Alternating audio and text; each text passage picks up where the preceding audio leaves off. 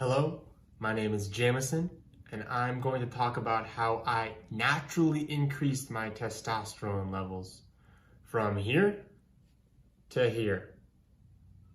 So when I first got my blood test done in 2018 for my testosterone levels, I found that I was pretty high in my total testosterone at 1,031 nanograms per deciliter.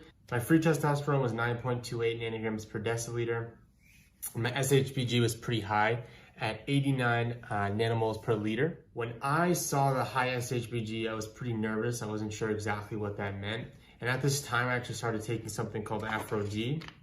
I was taking this after I took the blood test, but this was my baseline. This is exactly how I started out. My SHBG was high, and this is what I was at. I ended up actually doing another test here where I looked at a different way of calculating my free testosterone and my bioavailable testosterone, and I found that my free testosterone was calculated at 11.3 nanograms per deciliter, and my bioavailable testosterone was calculated at 313 nanograms per deciliter.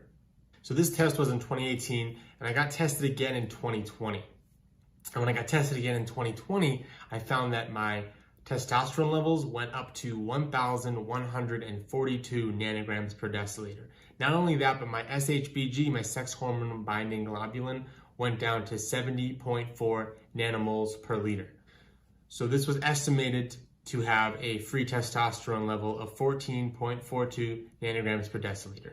Now, when I used the same calculator, I ended up getting a free testosterone estimate at 15.7 nanograms per deciliter and a bioavailable testosterone estimate at 434 nanograms per deciliter. Now, in this 2-year window, I was taking things on and off. I was taking Aphro-D on and off. I moved around a little bit.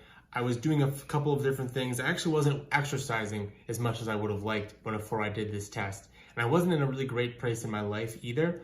But after taking the herbs and after consistently taking the Aphro-D for about 3 months before I took this test, I found that I had increased my testosterone level by almost a little over 100 nanograms per deciliter. And I didn't know I could go any higher. I thought 1,031 was plenty high, but I really did want to decrease my SHBG levels. So I'm working on continuing to increase my testosterone and my free testosterone, but I'm also working on decreasing my SHBG levels into a more normal range. With my free testosterone being where it is, estimated at 15.7 nanograms per deciliter, my bioavailable testosterone estimated at 434 nanograms per deciliter, I'm pretty happy with the results. So definitely check out Aphro-D, check out how to take things into your own health and take things into your own hands.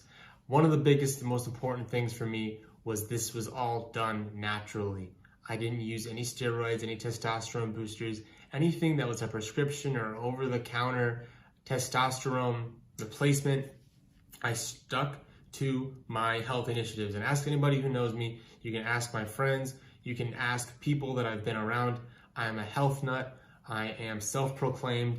I wouldn't do anything exogenously for testosterone because I'd be too afraid and I'd be too much of a nervous wreck to do anything to increase my testosterone levels unnaturally. So I was using Aphro-D, and I actually increased my testosterone levels, and I increased my free testosterone by about a little over 4 nanograms per deciliter, which is a pretty big increase from the 11.3 nanograms per deciliter, thinking that that's actually a pretty big change for people because that's usually the reference range. That's usually people's free testosterone level. So I'm going to continue taking Aphro-D. I'm going to continue seeing what I can do, and I'm going to continue seeing where the results take me.